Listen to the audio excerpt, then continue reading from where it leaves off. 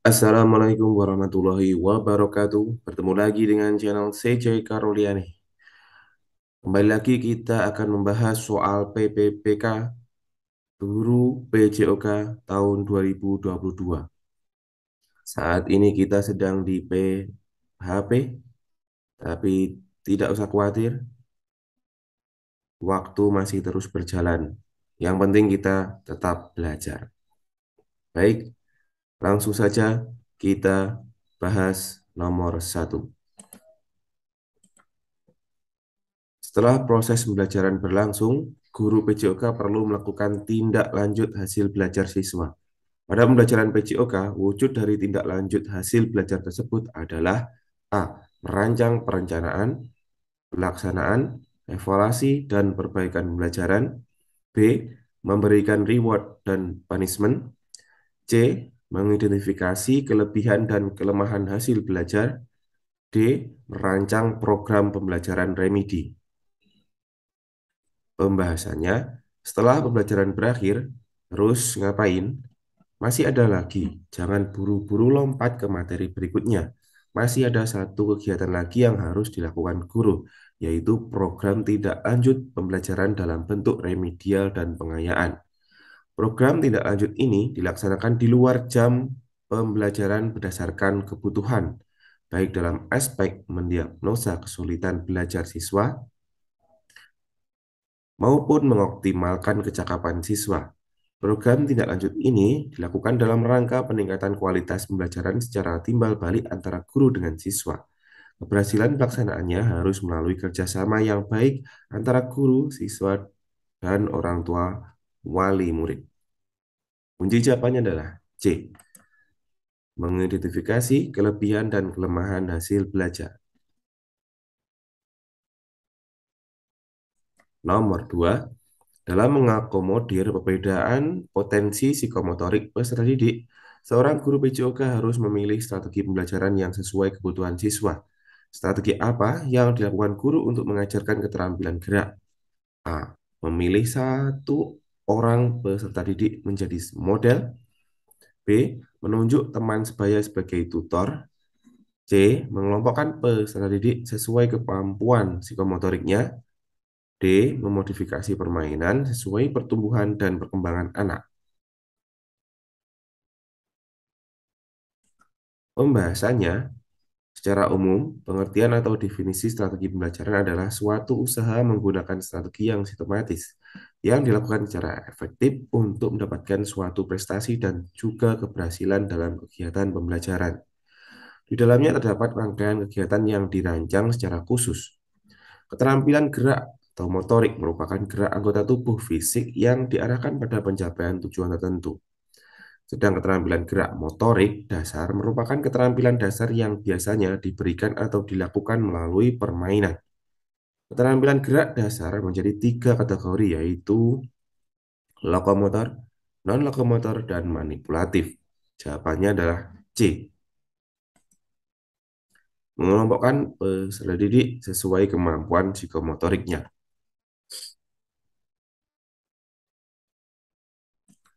Nomor 3, contoh bunyi KI 2 adalah memiliki perilaku jujur, disiplin, tanggung jawab, santun, peduli, dan percaya diri dalam berinteraksi dengan keluarga, teman, dan guru.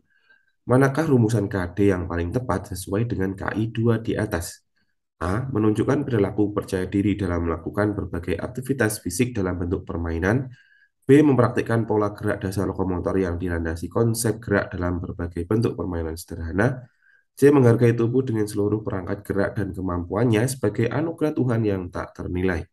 D. Mengetahui bagian-bagian tubuh manusia dan kegunaannya. Pembahasannya, kompetensi dasar KD merupakan kemampuan untuk mencapai kompetensi inti yang harus diperoleh peserta didik melalui pembelajaran. Kompetensi dasar berisi sejumlah kemampuan yang harus dikuasai peserta didik dalam mata pelajaran tertentu. Sebagai rujuk, penyusunan indikator kompetensi dalam satu pembelajaran. Di dalam setiap rumusan kompetensi dasar terdapat unsur kemampuan berpikir yang dinyatakan dalam kata kerja dan materi. Kompetensi dasar berisi sikap, pengetahuan, dan keterampilan yang bersumber pada kompetensi inti yang harus dikuasai peserta didik. Kompetensi tersebut dikembangkan dengan memperhatikan karakteristik peserta didik, kemampuan awal, dan ciri suatu mata pelajaran. Jawabannya adalah A. Menunjukkan perilaku percaya diri dalam melakukan berbagai aktivitas fisik dalam bentuk permainan. Ini termasuk dari contoh KD di KI 2. Selanjutnya nomor 4. Fungsi dinamika guru perlu menentukan penerapan model ajar yang tepat bagi kebutuhan peserta didik.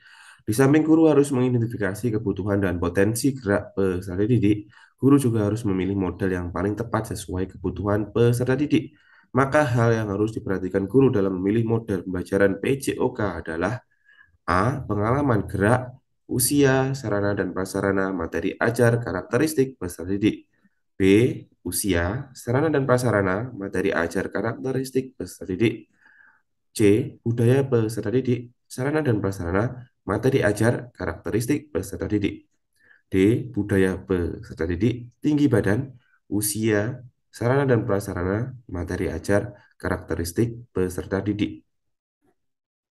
Pembahasannya, modul ajar merupakan salah satu jenis perangkat ajar yang memuat rencana pelaksanaan pembelajaran untuk membantu pengarahan proses pembelajaran mencapai pembelajaran. Jika satuan pendidikan menggunakan modul ajar yang disediakan pemerintah, maka modul ajar tersebut dapat dibandingkan dengan RPP Plus, karena modul ajar tersebut memiliki komponen yang lebih lengkap dibanding RPP. Kriteria yang harus dimiliki modul ajar adalah: 1. Esensial, pemahaman konsep dari setiap mata pelajaran melalui pengalaman belajar dan lintas disiplin.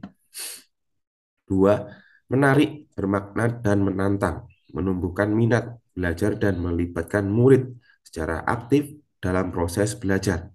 Berhubungan dengan pengetahuan dan pengalaman yang dimiliki sebelumnya, sehingga tidak terlalu kompleks, namun juga tidak terlalu mudah untuk tahap usianya. 3. Relevan dan kontekstual.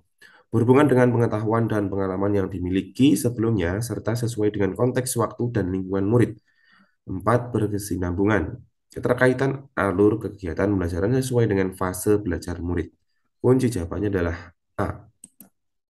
Pengalaman gerak, usia, sarana dan prasarana, materi ajar, karakteristik peserta didik.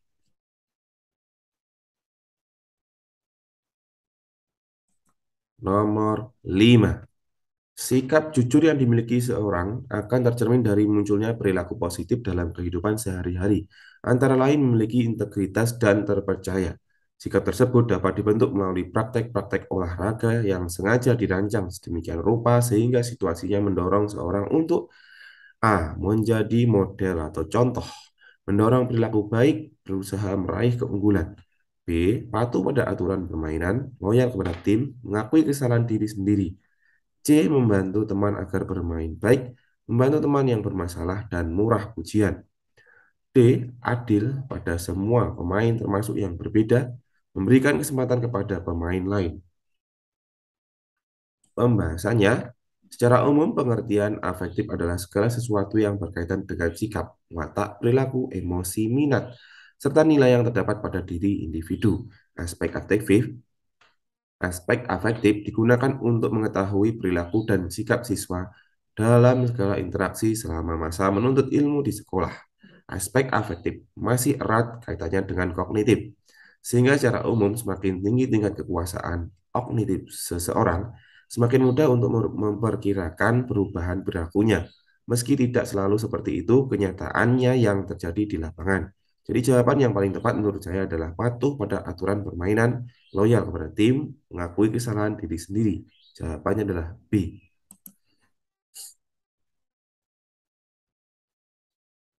Nomor 6. Contoh rumusan tujuan pembelajaran yang memuat unsur A, B, C, D adalah: A. Peserta didik mampu memeragakan 7 langkah dasar senam aerobik melalui latihan dengan benar. B. Peserta didik mampu memperagakan 7 langkah dasar senam aerobik dengan benar. C. Peserta didik mampu memperagakan 7 langkah dasar senam aerobik melalui belajar berpasangan. D. Peserta didik mampu memperagakan 7 langkah dasar senam aerobik dengan baik dan benar. Pembahasannya, sesuatu dengan namanya, sesuai dengan namanya, model tujuan pembelajaran A, B, C, D terdiri dari 4 elemen, yaitu audiens, Peserta didik, behavior, perilaku, condition, kondisi, dan degree, tingkatan. Audiens adalah identifikasi peserta pelatihan menjadi hal penting dalam merumuskan tujuan pembelajaran. Dua, behavior, perilaku. Perilaku pada bagian ini mengacu pada perilaku yang harus ditunjukkan peserta didik pelatihan di akhir sesi pembelajaran. Tiga, kondisi. Kondisi pada bagian ini merujuk pada suatu di mana peserta didik pelatihan diharapkan dapat mencapai perilaku yang ditargetkan. Empat, degree, tingkatan. Elemen akhir ini digunakan untuk mengukur pencapaian tujuan pembelajaran pustaka. Jawabannya adalah A. Peserta didik mampu memperagakan 7 langkah dasar senam aerobik melalui latihan dengan benar. Nomor 7, guru memberikan tugas gerak dengan memberikan gambar dari bagian-bagian tahapan rol belakang secara terpisah pada kertas kerja. Kemudian peserta didik dituntut untuk dapat membedakan dan memilih, serta menyatukan kembali dalam satu rangkaian gerak rol depan dengan benar. Penugasan ini merupakan aspek perkembangan kognitif anak pada tahapan A. Operasional formal, B. Sensorik motorik, C. Operasional konkret, D. Praoperasional. Pembahasannya, tahapan operasional formal mulai 11 tahun. Anak sudah memiliki kemampuan menggunakan logikanya untuk menyelesaikan permasalahan, menarik kesimpulan dari informasi yang didapatnya, dan merencanakan tahap masa depannya. Tahap operasional konkret usia 7-11 tahun. Pada tahapan ini, si kecil cukup dewasa untuk menggunakan pemikiran atau pemikiran logis, tapi hanya bisa menerapkan logika pada objek fisik. Anak mulai menunjukkan kemampuan konservasi, jumlah, luas, volume, orientasi.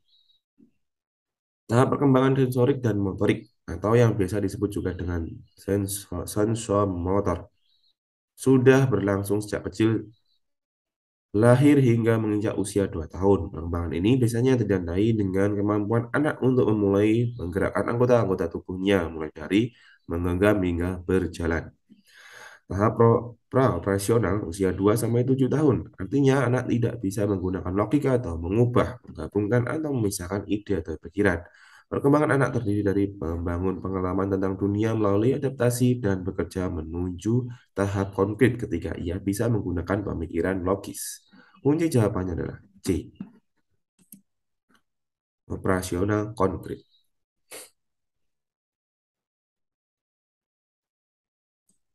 Nomor 8, mohon maaf, program pendidikan kebersihan lingkungan diarahkan untuk membentuk sikap dan perilaku peserta didik agar dapat menghayati bagaimana pentingnya lingkungan hidup yang bersih dan sehat bagi kehidupan manusia, yang pada akhirnya diharapkan mengamalkannya. Berikut penyebab timbulnya permasalahan penyakit di lingkungan kecuali. A. Faktor alamiah, yaitu faktor lingkungan yang secara alamiah kurang menguntungkan bagi kesehatan. B. Kecerobohan manusia dengan merusak lingkungan. C. Kebiasaan hidup modern yang semua serba mekanik atau mesin. D. Tingkat pengetahuan manusia terhadap kesehatan masih kurang, terutama banyak terjadi di negara berkembang.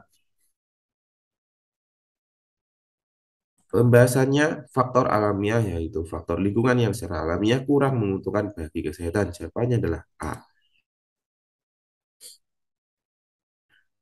Nomor 9. Pak Naryo memberikan suatu ilustrasi dalam pelaksanaan passing bola basket. Siswa diminta untuk mencatat permasalahan yang muncul secara kelompok. Setelah itu, siswa diminta berpikir kritis dengan melakukan brainstorming, berdiskusi secara kelompok, mencari literatur dari berbagai sumber, dan membuat kesimpulan. Hal tersebut merupakan prinsip pembelajaran dengan menggunakan model pembelajaran A. Problem-based learning, B. Cooperative learning, C. Discovery inquiry learning, D. Scientific.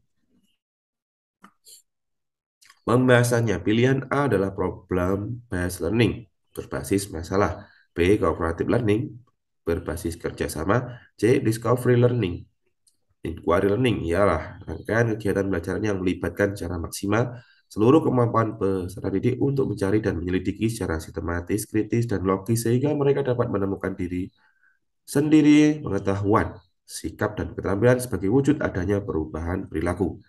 D. Scientific. Pendekatan saintifik, science approach, adalah model pembelajaran yang menggunakan kaidah-kaidah keilmuan yang memuat serangkaian aktivitas pengumpulan data melalui observasi, menanya, eksperimen, mengolah informasi atau data, kemudian mengkomunikasikan. Jawabannya adalah A. Pembelajaran model problem-based learning. Nomor 10, pendidikan jasmani adalah bagian integral dari pendidikan anak keseluruhannya dan tujuannya harus serasi dengan tujuan pendidikan. Tidak tepat dikatakan pendidikan jasmani adalah pendidikan dari jasmani karena tekanannya dari jasmani. Sedangkan yang dididik ada anak seterusnya. Maka istilah yang tepat adalah A. Olahraga melalui aktivitas jasmani. B. Pendidikan melalui aktivitas jasmani. C. Gerak sebagai dasar pendidikan. D. Pendidikan gerak melalui olahraga. Pengertian pendidikan jasmani adalah pendidikan